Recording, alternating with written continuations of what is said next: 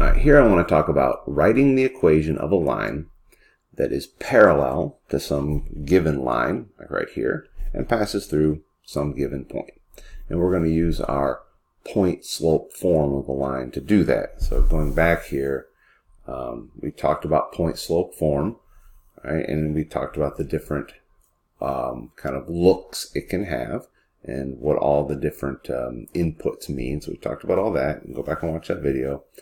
We remind ourselves that that point-slope form, like any equation, it's a statement that is true about every point on the line. So I can plug in the coordinates for any point on the line into that equation, and I will get a true statement. I suppose on the other hand, I could plug in points that are not on that line, and I will get a false state, something that isn't true, like 3 equals 8 or something like that.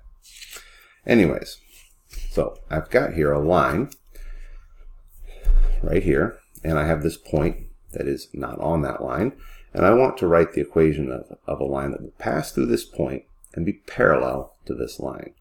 And the key here is that parallel lines have the same slope, and we've talked about that in an earlier video.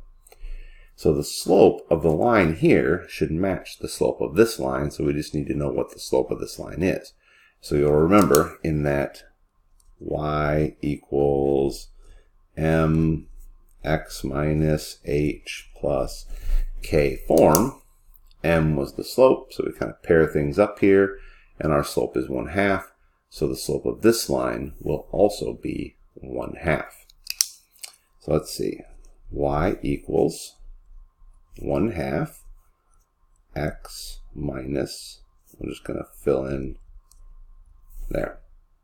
And now all I have to do is fill in h and k, which are the coordinates of the point that we want the line to go through. So y equals 1/2 x minus 6 plus 2. And there's our new equation. And let's take a look here. I'm going to plot this line backwards following that same slope. It's going to look like this here. And it's going to pass through, its y-intercept will be down here at 0, -1. So let's rewrite this equation in slope-intercept form and see if we get that slope-intercept equation that we expect. So which should be y equals 1/2 x, and then the y-intercept is -1, so we should end up with a -1 here. So let's see. Y equals the little distributive property, 1/2 x minus 1/2 times 6, which is 3, and then plus 2, and minus 3 plus 2 is, in fact, 1/2 x minus 1. So that works. We can also test out our equation, our original equation, on maybe some other point here, like for example 1, 2, 3, 4, 1, to see if it's true about the point 4, 1. So let's check that out.